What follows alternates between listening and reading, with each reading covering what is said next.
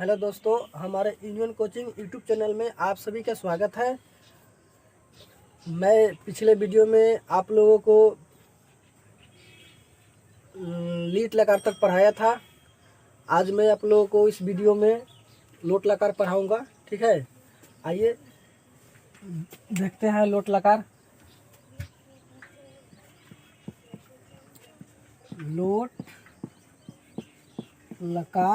लोट लकार यानी इसका अर्थ होता है आज्ञार्थक।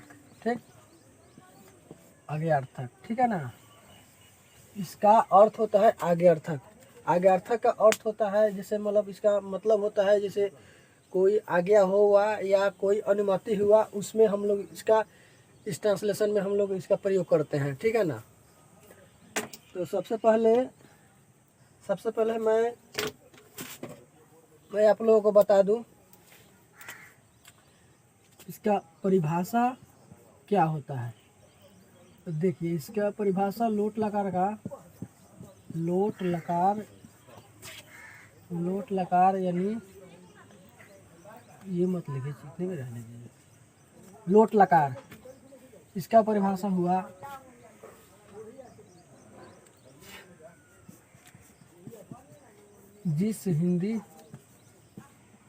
जिस हिंदी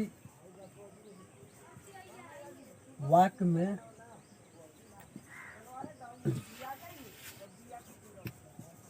आज्ञा, अनुमति,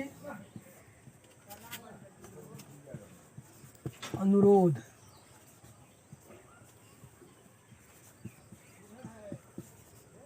इत्यादि शब्द लगा रहे तो उसे लोट लकार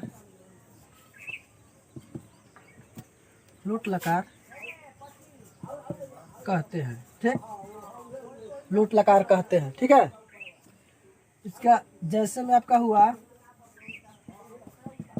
जैसे तुम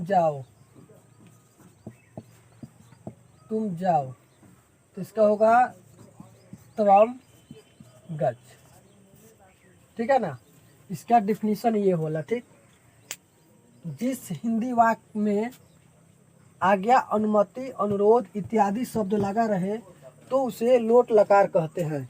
लोट लकार का जैसे में होता है उदाहरण, तुम जाओ। ठीक, यानी कोई व्यक्ति किसी को आदेश दे रहा है, यानी तुम जाओ, यानी कहीं भी घर जाओ, स्कूल जाओ, कहीं भी जाओ, यानी तुम जाओ, तो इसका होगा त्वम गच्छ। ठीक है ना। अब मैं आप लोगों को आगे इसका परिभाषा बता देता हूँ।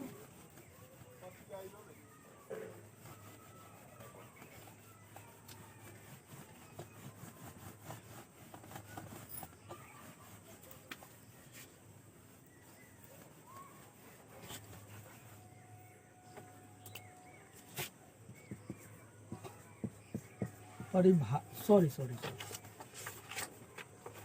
अब जो हम लिखवाए थे ये था परिभाषा का यानी डिफिनीशन। अब मैं आप लोगों को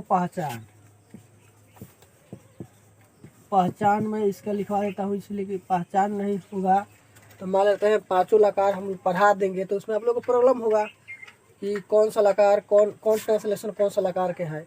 अगर पहचान रहेगा तब तो हम पकड़ सकते हैं कि कौन लकार का है।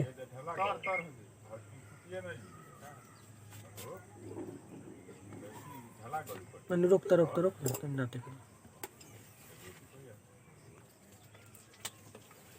इसका पहचान जिस हिंदी वाक्य के क्रिया के अंत में, जिस हिंदी वाक्य क्रिया के अंत में आ, ई,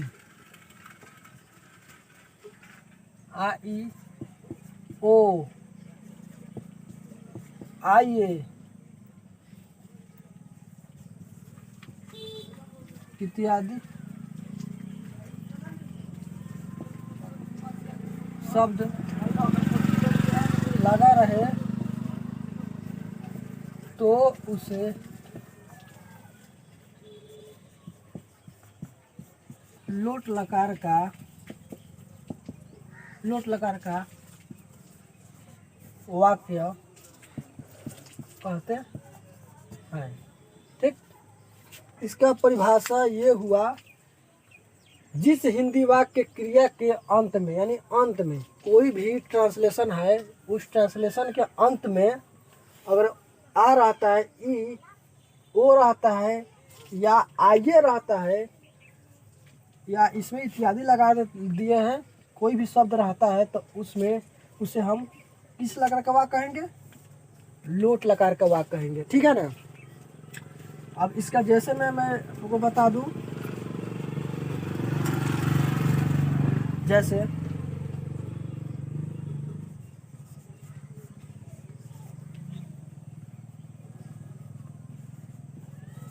क्या मैं घर जाऊं?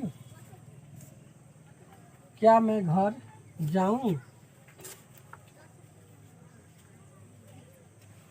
तो इसका हो जाएगा, यानी ये ट्रांसलेशन जो है ना, ये पूछ रहा है क्या मैं घर जाऊं, यानी किसी से अनुमति ले रहा है कि क्या मैं घर जाऊं, आदेश ले रहा है क्या मैं घर जाऊं। तो इसका हो जाएगा किम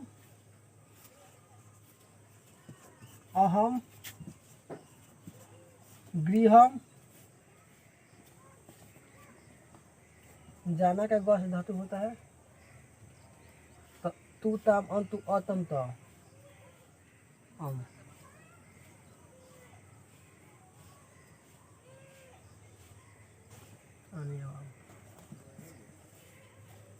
इससे क्या हो जाएगा?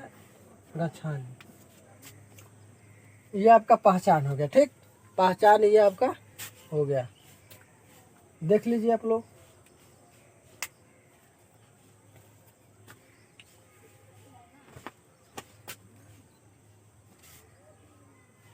चलिए अब मैं आप लोगों को इसका सूत्र लिखवा देता हूँ। ठीक, सूत्र लिखवा कर उसके बाद रूप चलाने का तरीका, ठीक है ना, बता दूंगा।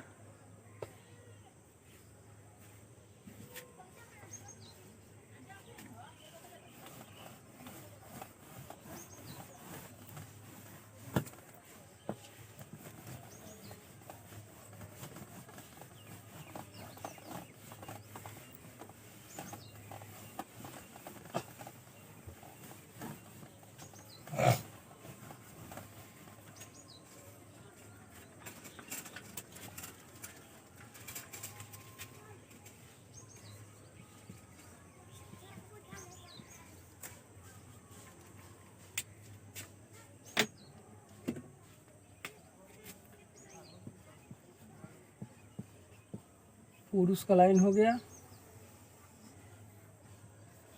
ये एक वचन हो गया,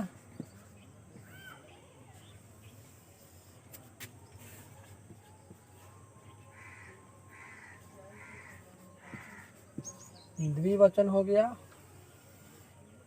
और ये हो गया बहुवचन। ठीक,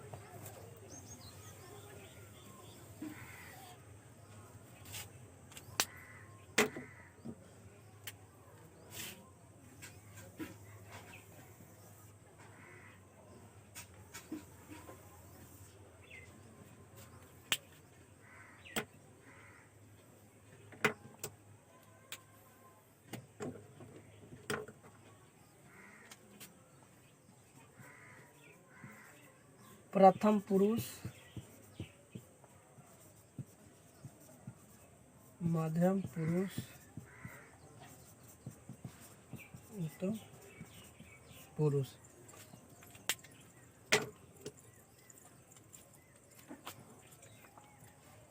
इसमें फर्स्ट में होता है तू, इसमें होता है ताम,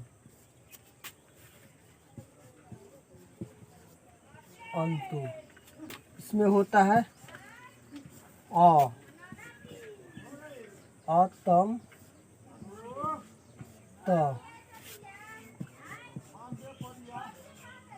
आनी आव आम, ये सूत्र होता है, आप लोग देख लीजिए।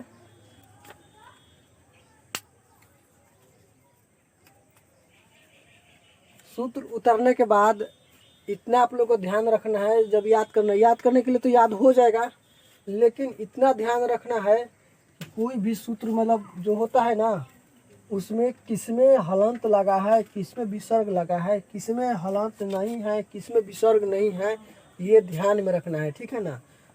इसीलिए कि पांचों लकार का सबका अलग अलग अपने अपने सूत्र है, ठीक है ना, लेकिन थोड़ा थोड़ा सा अंतर है, कोई मेल है, कोई मतलब सेम यानी मेल खा रहा है उससे, कोई मतलब अब देखिए ताम है तो ताम और तम है, ये लंग लकार में भी है और इसमें भी है, तो ये सब आप लोगों को ध्यान रखना होगा, ठीक है ना।